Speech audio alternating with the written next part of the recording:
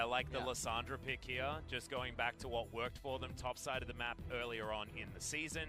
Lissandra Urgot Lee Sin was there. We can win any game that we're given this combo, even against DAMWON. If you remember back, it was DAMWON that was first to clue in and ban those away, and then Faker picks things like the Azir and the LeBlanc, and then they managed to win the series to DAMWON Gaming. So LeBlanc going to be banned away from Faker this time around.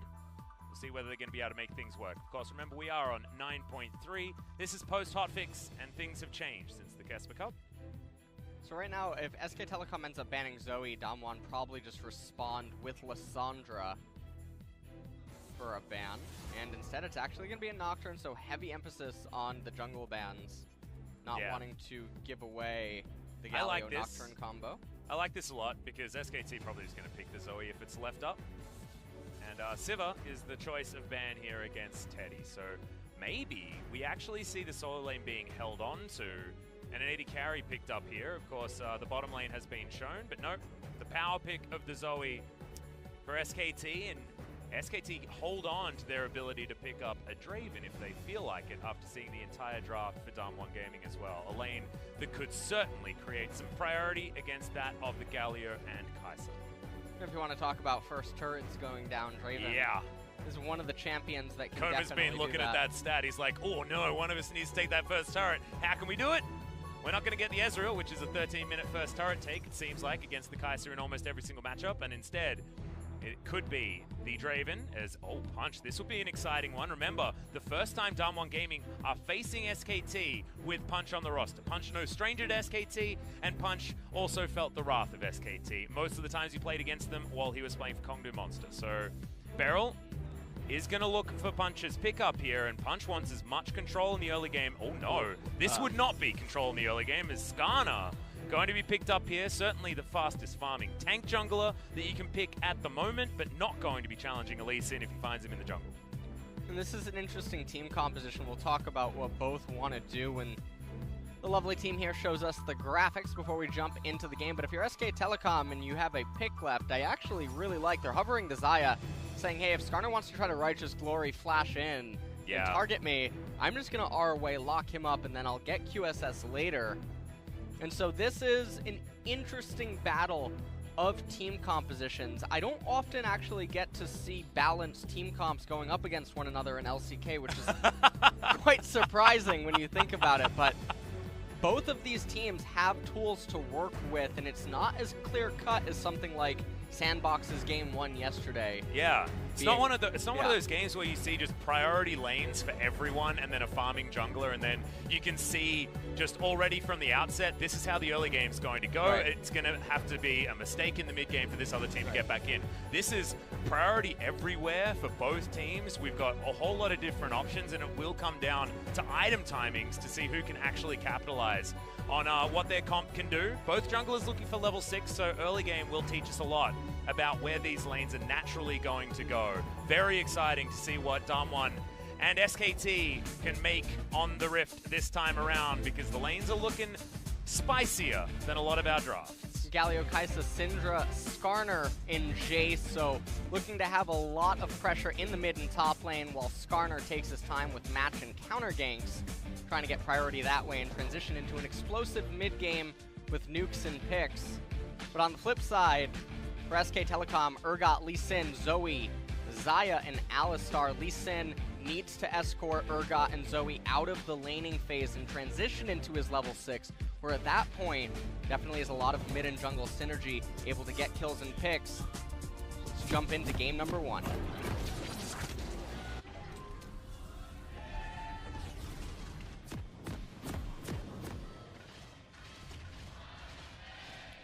Of course, SKT has a gigantic fan cheer, and Lowell Park is entirely full to the brim of people, by the way, guys. They are certainly, every single seat has a bum on it right now, but DAMWON really having some fanaticism in their fans here going up against SKT. This is a huge match for DAMWON to put away. They don't want to go 0-2 against SKT if they want to challenge for that top spot here in the LCK, aiming for the playoffs. Remember, it's the top 5 that you need to get into if you want a chance at that gauntlet.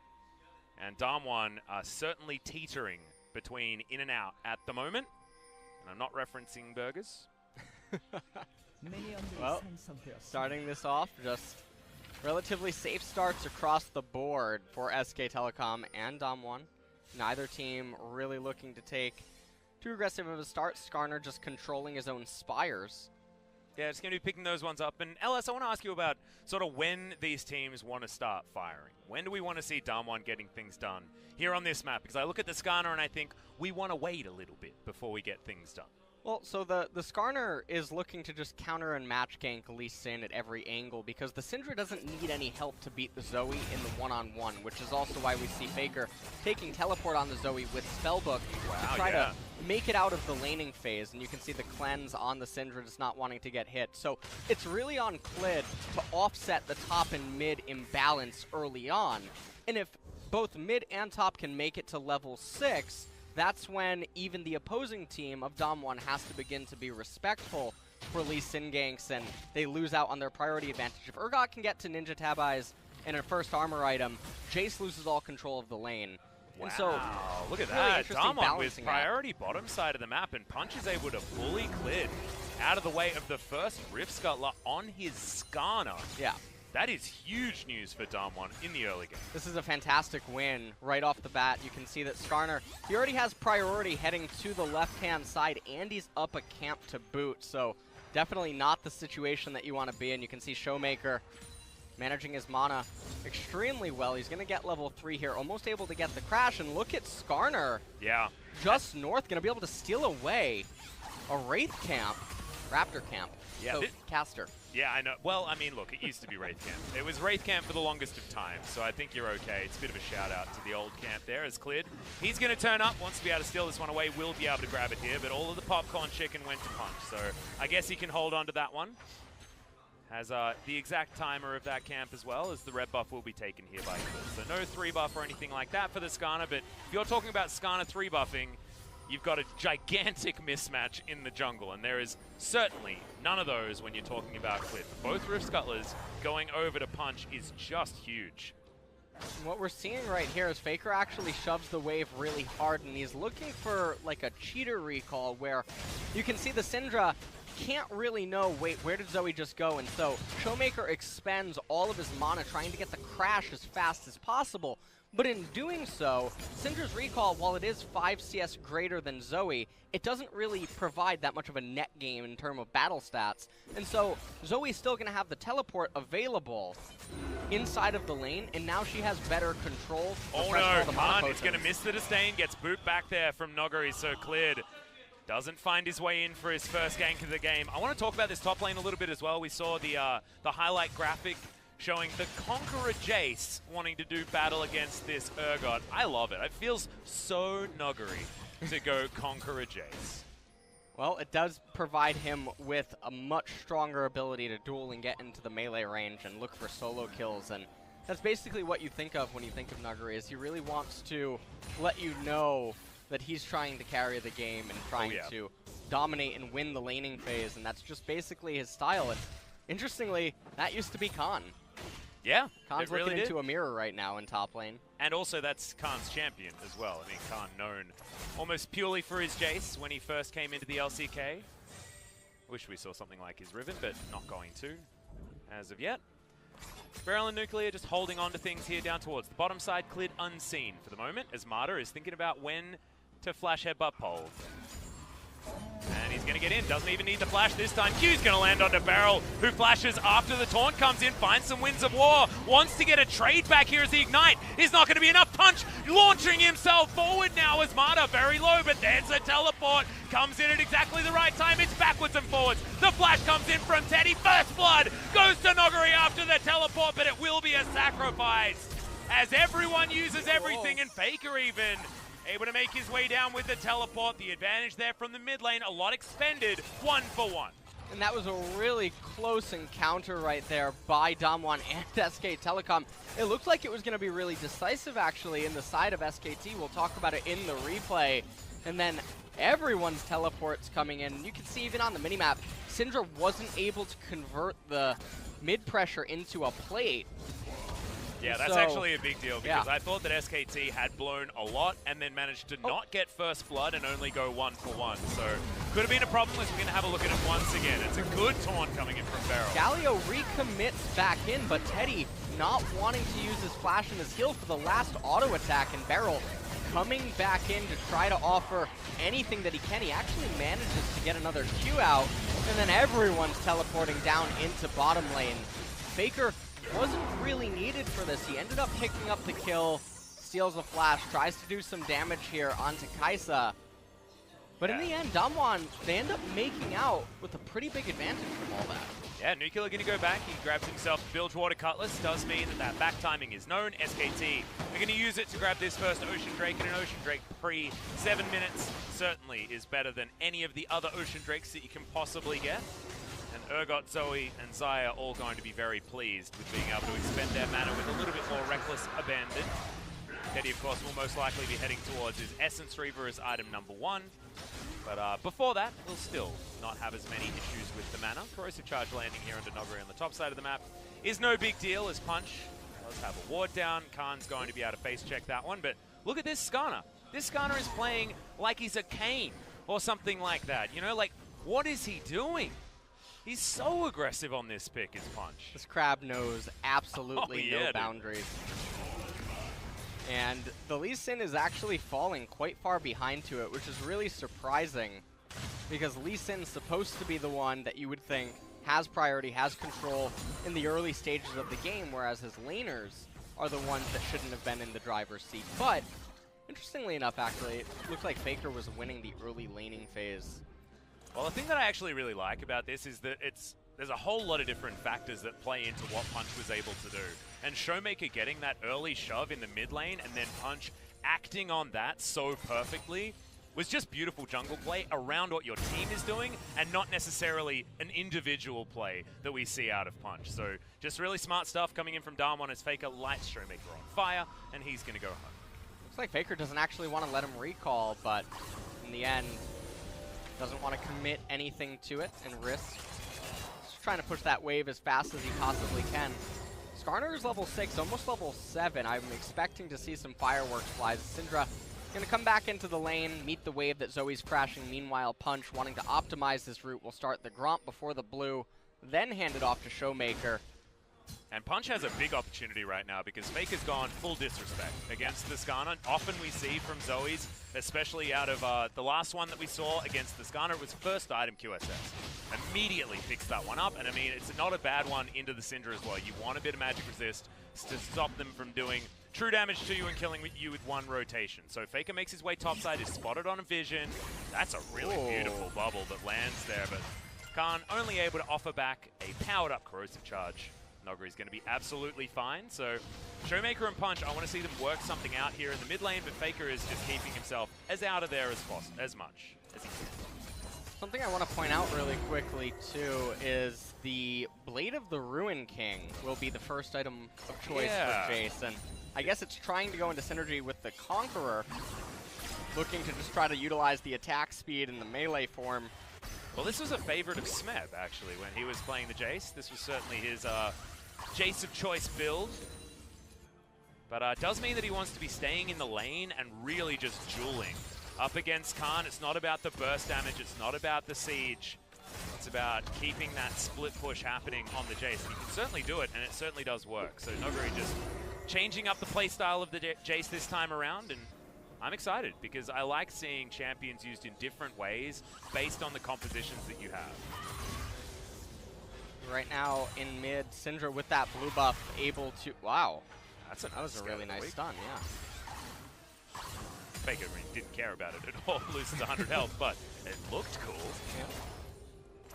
Not too much actually really going on right now, but without a blue buff, Faker will definitely have a lot of difficulty trying to sustain. And you can see he's, for the most part, being locked into the lane here. And this means that it can potentially draw Clid into mid lane if Zoe is to get relief against this assault in mid. At the moment, Punch is going back to base. He's got the Cinder Hulk now completed. That is a big item timing here for the Skarner. Predator available as well, of course, because the boots have been picked up as well as a Ruby Crystal. So this guy is ready to impale someone. That's what we want to see, but he can't wait too long. I mean, I feel like DAMWON have a big advantage here in this mid-game. Like, one-item spikes, even Showmaker with Blasting One Sorcerer's Shoes does a hell of a lot of damage, and there's a window that they've missed already because Faker goes back and he grabs himself the QSS. I mean, he can now portal jump around this mid lane as much as he likes without having to respect Punch and his Skarner. Punch going to need to go to other lanes in order to try and get this Impale working. Dragon coming up in 30 seconds. It is only a second Ocean Drake, but SK Telecom probably want to put their eyes on it at the very least. Yeah, try and cycle between these dragons. Clit is up here towards the top side once again, still biding his time. As Khan doesn't have the flash, but does have Ghost and Ignite to help him in a battle.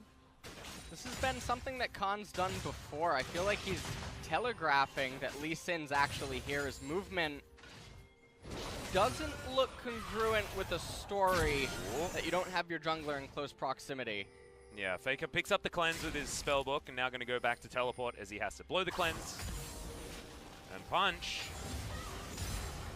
thinking about grabbing himself the QSS out of Faker, but in the end doesn't decide to go for it. Remember, does also have his own stun that can be paired with the Scat of the Week and all of the orbs, and they may not actually need an Impale in order to kill the Zoe. Flash available, things like that can be a difficult one, as Showmaker really has the timing down on when to land those orbs to punish Faker from just portal jumping around. DAMWON, looks like Punch actually wanted to start the Ocean Drake, and meanwhile SK Telecom, they're going to respond by trying to capture the Herald.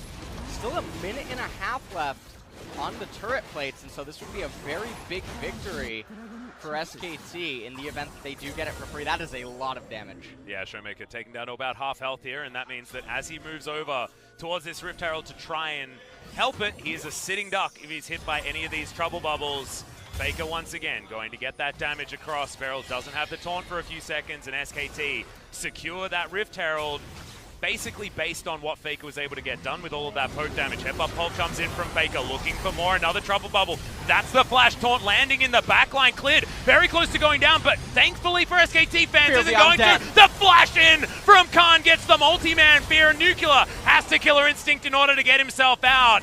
It's Faker flashing forward, looking for trouble bubbles, not landing them though, as he dives on over for some follow-up damage. SKT do walk away victorious, but without their AD carry. And that was a really, really big win for SK Telecom right now, getting the Rift Herald, drawing all of the members of DAMWON to the Herald, and then winning the fight. Take a look at it one more time. You can see everyone's really posturing. Khan activates his Ghost before the fight even kicks off. Clid coming in, Beryl only gets a one-man knock-up. Faker follows up with the bubble, and then despite Clid being locked up here, you can see that Syndra not able to finalize the kill onto Clid, and then Urgot with the four-man Fear Beyond Death here. Just such a massive turnaround, and even though Nuggery able to bring down Teddy, it just doesn't really matter as SK Telecom walk away from this very victorious. Yeah, that was absolutely amazing, and I think there was a bit of a disconnect between Punch and Beryl there as well, because Beryl got the flash taunt onto two members, but one of them was in the Impale, so Punch basically missing out on a lot of time where that Impale was actually something worth using. When you see that Impale come out, look to see Punch grabbing someone and moving them into his team instead of just moving them around in a team fight, and Clid able to just safeguard his way back out again. So next Impale going to need to be better out of Punch. We were singing his praises in the early game. I want more out of him as we move further into the mid-game. Looks like Clid trying to set up some sort of a play up here in top lane. Khan does have the exhaust available, as well as his ultimate in 3 seconds. Well, Nuggery's going to throw in the Blade of the Ruin King down onto these members, and I don't think we're going to get a charge just yet. Oh, Trouble Bubble lands in the mid lane. Paddlestar comes down, as Showmaker actually moving forward, trying to challenge Faker. QSS is, of course, still there if the stun does land. Looks like Punch wants to try to steal away the blue buff, but Teddy and Mata in close proximity. Well, Shelly's getting real mad at this top side, and I think that that's going to be another charge coming down onto this inner turret. Can they actually get more here is the question, as it's already down to below half health, and Shelly hasn't even been dealt with yet. Booped in the back. She does turn around in the end, but that is a lot of big damage down on the bottom side as Nuclear. Okay, he'll be fine. Alice, I gotta tell you that I don't even know why we're casting this match anymore. The turret has already All gone right, down. yeah, so SKT is going to win. Yeah. All right. Damn. Well, back for game 2. Yeah. After the break. Stick around, guys. MVP is definitely going to have to be cleared the way that he summoned that Rift No, Arrow. no. Shelly. Oh. Shelly gets the MVP. Okay. And we're going to get a highlight clip of him actually picking up the Rift Herald buff as well, because we saw that one get missed. In an earlier day, I believe that was Friday. That was not a good time. Unfortunate. Yes, indeed. Yes, indeed. Marta gets his back stopped by a Void Seeker. Hides behind some minions. We'll be able to go back home again. Teddy actually looking to pick up this wave as it heads down towards that bottom side. And we're looking at these 80 carries. I'm thinking Xayah wants a 3-item power spike, and Nuclear pretty happy to grab a couple of them as long as he's got a couple of his evolutions in there. Needs a couple of pickaxes now. On top of this Blade of the Ruin King to get that Q. And otherwise, he'll be happy. The thing about this game is that Jace does have the Blade of the Ruin King. Kai'Sa has it as well, and you can see that on the side of SK Telecom, there's no Ninja Tabbies. There's a lot of magic resistance boots that have been picked up, and so while Showmaker won't have the easiest of times of one-shotting someone by locating the R key. Yep. You're all about mid laners that locate R keys. I'm all about it, but yep. DAMWON Gaming, they definitely have a lot of physical damage that can try to take out someone on SKT, but as the game progresses, I don't feel like Jace or Syndra accrued the type of advantages that they were supposed to for this early to mid transition. And so even though the gold graph at the top would have you believe that DAMWON's only 500 gold down, SK Telecom are definitely in an advantageous position, and it should realistically be pretty hard for them to lose the next team fight. Yeah. Well, DAMWON are going to be able to clear out this Rift Scuttler, looking for another Ocean Drake. As they manage to pick up the second, Nuclear comes in. So 5 members here means that the Dragon is well and truly theirs. They've got sole vision of this area as well. Double control ward all the way down. No worries at all. As Marta's just sticking in this brush, trying to make sure that Teddy doesn't get flanked. Not going to at the moment, but SKT playing very calmly. Really not worried about where this game's going. They're happy to give up Ocean Drakes. Infernal is going to be the reward for these first 3 that do come out. They have to wait 4.5 minutes for that one to come in. So the first Drake that we're going to see a real fight around should be happening around then. Well, definitely a lot of time to scale until then. And with mid basically being a gentleman's agreement where neither party can really get any turret damage down, I don't expect to see all that much happen. The real focus now could potentially just be down in bottom lane. Not going to mislead any of our viewers here to believe that top is going to have anything occur inside of it. Look at the item difference in top lane right now. Yeah, we're almost quite good for Urgot.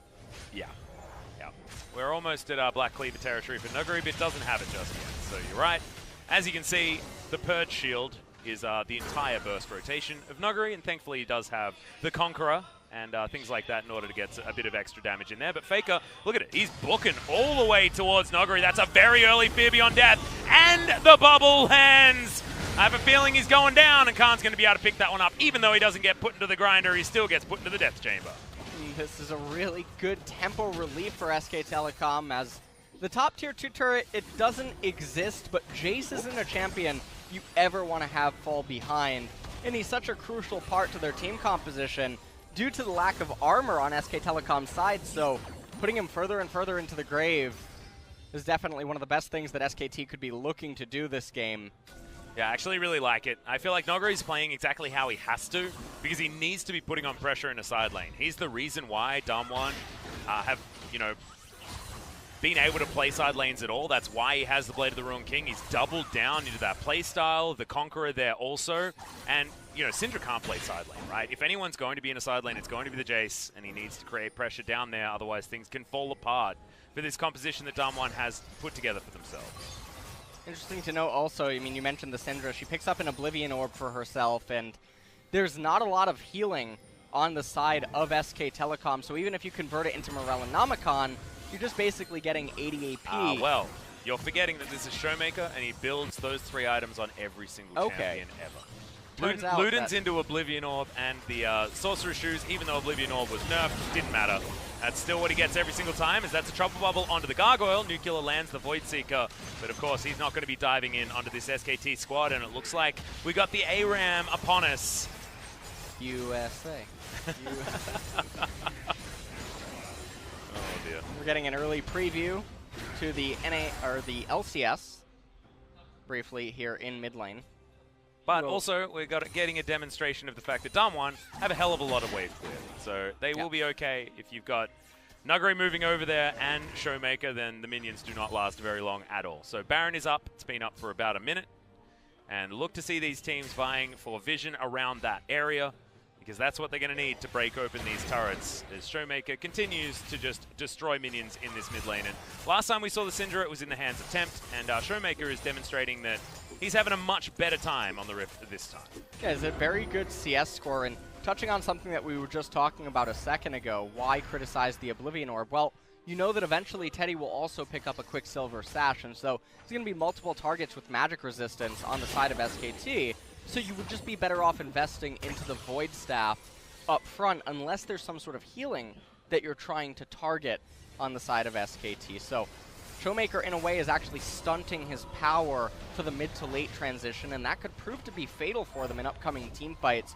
45 seconds on the Drake, everyone recalling right now. Yeah, and I think it's going to stunt him in that transition, but as far as getting power now, those three items are fantastic as soon as you pick them up, right? Absolutely. But the problem with DAMWON is the fact that they didn't do anything after those items were picked up, right? So you need to look at it and you say, well, I built these items for a reason, and then you say, well, I mean, did you actually play to that reasoning? And the answer for DAMWON's side is actually no, they haven't been able to find any of those fights that they're looking for. We've only had one real team fight apart from that bottom lane craziness that we saw get first blood for DAMWON. So it hasn't been them able to actually find a fight, but now 5 seconds until the Infernal comes up. This could be the opportunity as Faker does find the Trouble Bubble onto the Syndra. Top lane, Noguri is getting a lot of damage down into this outer turret, but he does have teleport, so he can join any of these fights as they come in. Faker gets stunned, doesn't use anything to get out of the way. He's got the exhaust from his spellbook, and SKT just take a free Infernal Drake. It's 2-2 in Drakes, but SKT has the only one worth anything. Like the emphasis on that. You're absolutely correct there, as when you have a team composition like DAMWON's, it's intending to go in. It wants to utilize the Skarner engage right away, follow it up with the Syndra ultimate, Kaisa, Galio engage, backed up off Skarner running into the enemy team, and that's not the type of team comp that really utilizes double Ocean. So those Ocean Drakes are basically dead on both teams until either party gets a Baron, in which case they'll come back online, they'll be able to sort of supplement the Baron siege.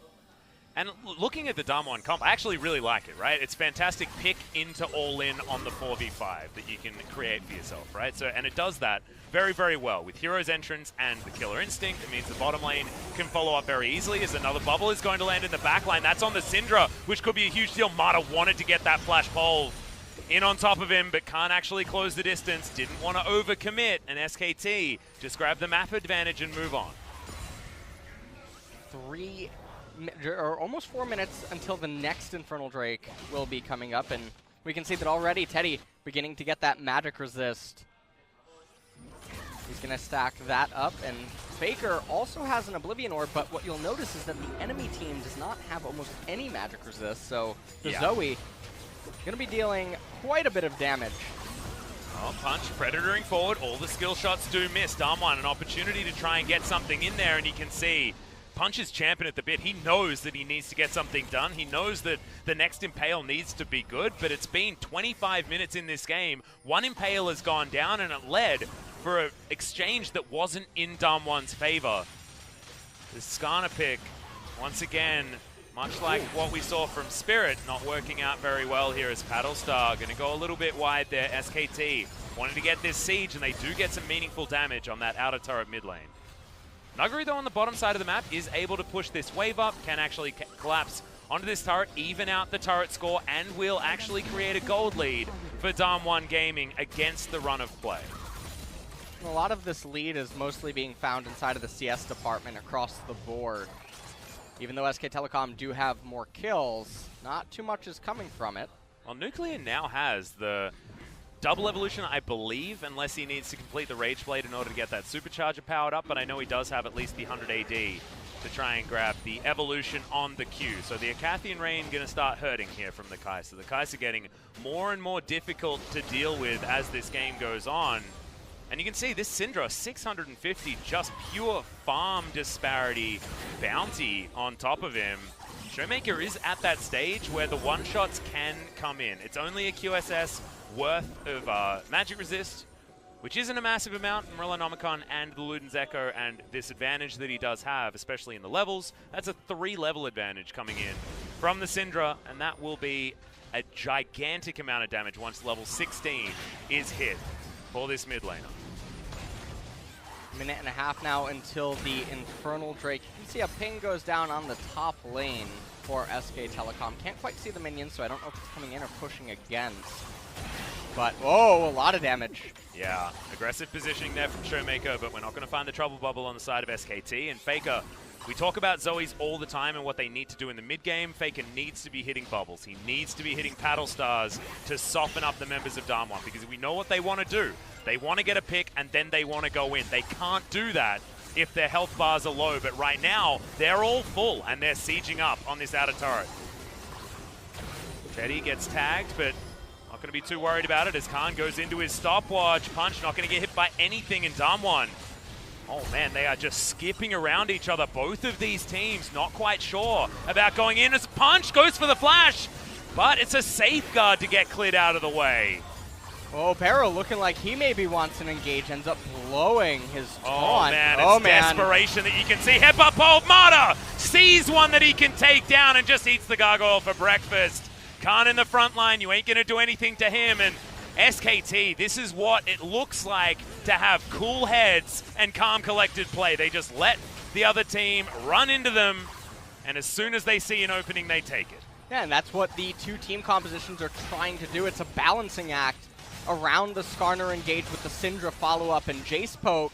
And on the flip side for SK Telecom, you play front to back. You let the Zoe try to weave in and out of team fights and slowly chip away at DAMWON. And if they misstep, it can just really be all over. Now SK Telecom, they're going to get their second Infernal Drakes of the game.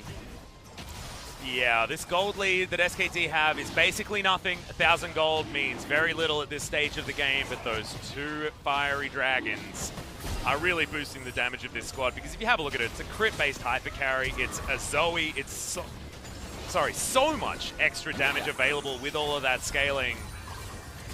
And you can see DAMWON paid the price. The flash to the attempted impale, and then Beryl just caught out of position, but honestly it feels like it was Punch trying to start the wrong fight, and meaning that SKT did not have to respect the flash anymore after that.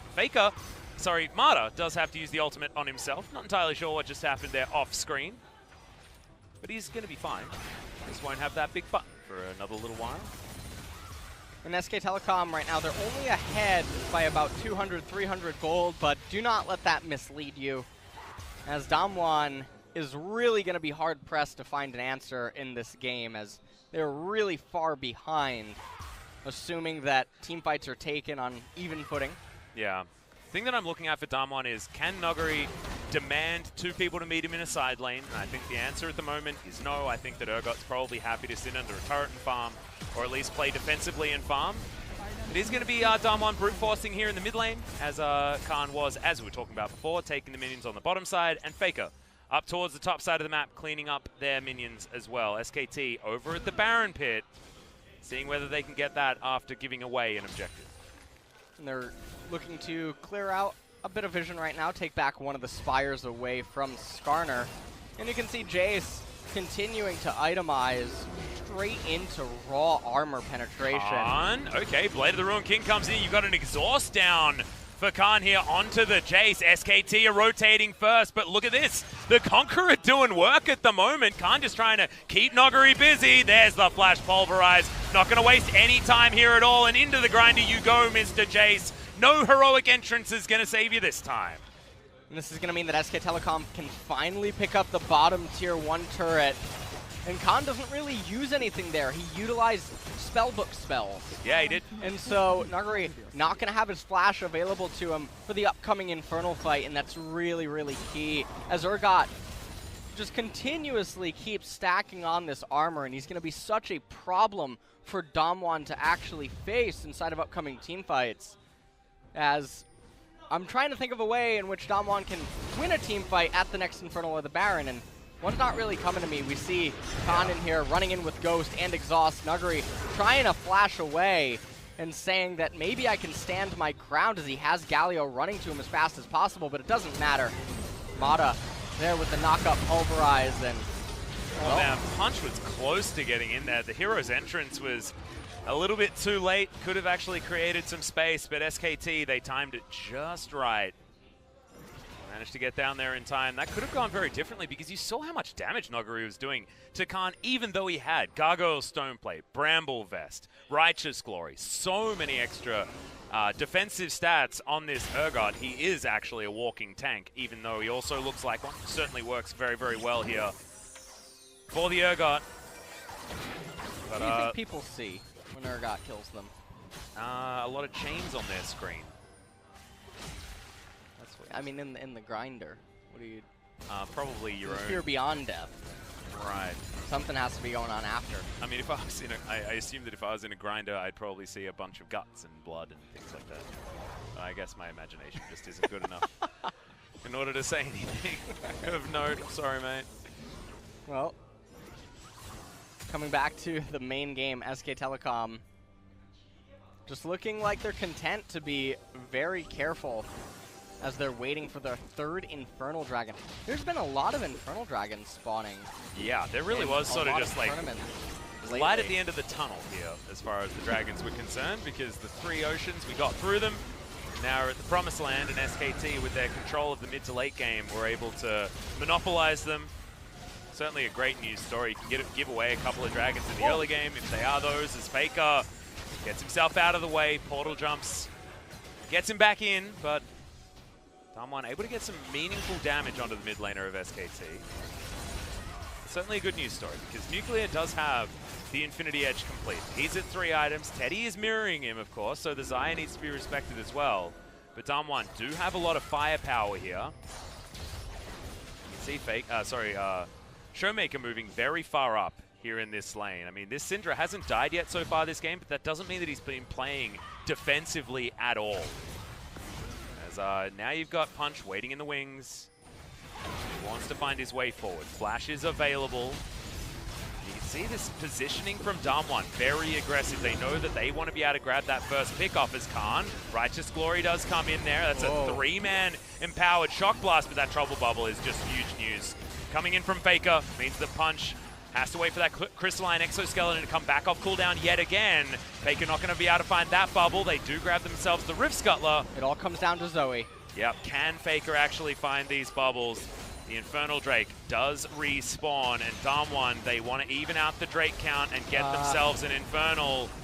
Can they get on over? Okay, Punch, here's your time, but the Pulverize is in. That's 3 Infernal Drakes. We do have a decent Impale this time. Khan going to be taken down first off. A lot of the burst damage is used. A lot of the buttons now not available for DAMWON, and Nuclear getting tagged with that one is a huge deal. Flash very early, respecting the Sonic Wave from Cleared. And DAMWON want to be able to walk away with that one pick off. Faker in trouble, but does use the QSS to get out of danger. A lot of damage onto Beryl. He is going to go down. Nuguri going to find another Empowered Shock Blast, but no kills, and SKT, they get the 1-for-1 in the end, and they're even frisky enough to go towards this Baron Pit. Yeah, and they're basically saying that maybe DAMWON Gaming is actually out of fuel, and we can look to try to convert this into a Baron capture, but it seems like they're actually respecting DAMWON's ability to come into the Baron, and interestingly enough, this is one of the few instances in which a double Ocean Drake is probably coming into quite good effect, and that was a really scary Infernal capture. I'm sure that we're going to see it again in the second. It looked very reminiscent of Sandbox versus Kingzone yesterday, where they took a Baron that they couldn't realistically probably defend. But DAMWON, they start off this fight right away without getting chipped down by SK Telecom. They pull Urgot in and say, hey, this is what your ultimate feels like. And he gets brought down right away, but then DAMWON posturing a little bit longer than they needed to, and it gave SK Telecom the necessary time to start chipping away at them. And this is normally how the fights should be going against one another, is Zoe trying to do her best to land bubbles, land poke, because in a straight-up 5-on-5, SK Telecom can't win. Yeah, and it's more about, you know, SKT being able to skip around fights and disengage effectively and have Khan in a good position to negate any sort of attempted engage from DAMWON Gaming, because then you can have that turnaround so beautifully if they do punish you in that fear beyond death, multiple fear that can come through. So you can see exactly what SKT are happy to do, and you can see it in how these fights are going, because it's all about DAMWON positioning aggressively because they know they have to, even though they're slightly behind this game, especially in those dragons. As Beryl takes a hell of a lot of damage there from that paddle star. Faker doing a bunch of work here, as he has so far this season on the Zoe pickup. I don't want to confuse any of our viewers. Just a few moments ago I said that on even footings, SKT can't lose a fight, but then I just said that SK Telecom can't lose a straight-up fight, or they can't win a straight-up 5v5. But what I mean by that is, if SK Telecom are playing their comps right, it's very hard to there's the lose. flash kick. They're looking for Nuggery yet again, but he flashes himself out. There's the hero's entrance. Beryl gets into position. A decent triple taunt there is Penny. Relatively zoned, but it doesn't matter. Khan, so huge in the front line on the Urgot, and that's the fear beyond death that we've been talking about. If that one lands, SKT wins. Whoa. Showmaker having to use his cleanse right there, but nonetheless, this was a massive victory for SK Telecom. They're going to be able to pick up Baron with this, and if they end up getting the Baron, there's not really any wave clear on the side of DAMWON Gaming, as they are a pseudo-poke comp in a way. Pick poke, whatever you want to call them. Those type of team compositions do not fare well against a Baron. Taking another quick look at the replay, Clid getting right behind Nuggery, kicks him right into the fight. Unfortunately for them, the Fear Beyond Death did land onto Nuggery, and so a multi-man stun. Showmaker ulting right into an Urgot. That's not the target that you want to hit. Nope. And it's just so beautiful that you can follow these fights so easily based on what the compositions want to do. You're looking at the impaled target, you're looking at the Fear Beyond Death target. Whichever one yields fruit is the team that's most likely going to win the fight. And as you saw just there, SKT were the ones to get on top of it based on Clid kicking back the Jace. And he got speared, and that meant the end. Because you just can't be around the Urgot. It creates all of that space, and even though you've got a Galio, even though you've got all of this damage from Showmaker and Nuclear, you can see they both haven't died yet this game, but it's multiple team fight losses despite that. Right now, SK Telecom, they're setting their sights on the bottom lane, as it looks like Clid is going to be the one to escort the mid-minion wave with Baron's punch. Trying to come in, he has to be real. Yeah, Trouble Bubble doesn't land, as there's the headbutt pole, but it just doesn't quite work. Oh, great ultimate there to get out of the impale from Mata. It's a big button now, not available from DAMWON, as SKT looking to continue this siege. Bottom side of the map, mid there as well, like you say. It's Clid moving that one on up. Another minion wave comes in here, and DAMWON, as you can see, just don't have the wave clear to deal with the Baron. It looks like Zoe trying to... What is that? Is that, what's that Zoe icon? You don't remember? No, I do remember. I forgot its name. It's the Shirelia's Revelry that got turned into Talisman of Ascension, I think, is something like that. Right. Is it Talisman of Ascension its name? I'm trying to remember. I think she stole the sun. Something like a sun to me. That, yeah, well. Zoe's a flat earther. I don't know where you get flat earther from after seeing that, but... She just took the sun away. I don't know. God. Pick it up and move it. No wonder it's chilly here in Korea. Yeah. Well, Bubble gonna try and do some zoning here as Mata comes on over. He knows what Punch wants to do, despite the control ward vision. Headbutt back, and that's an Elder Drake going over to SKT. Triple Infernal Elder Drake means this burn damage is disgusting. And SKT, they're just taking the entire map right now. Oh, go to sleep, my dear Prince. Pulled back in and gets himself a fear there as well. No, actually doesn't. He's going to get some flashes out, though. Showmaker flashing away immediately. Oh, my goodness. Special delivery on that one as fake as Zoe.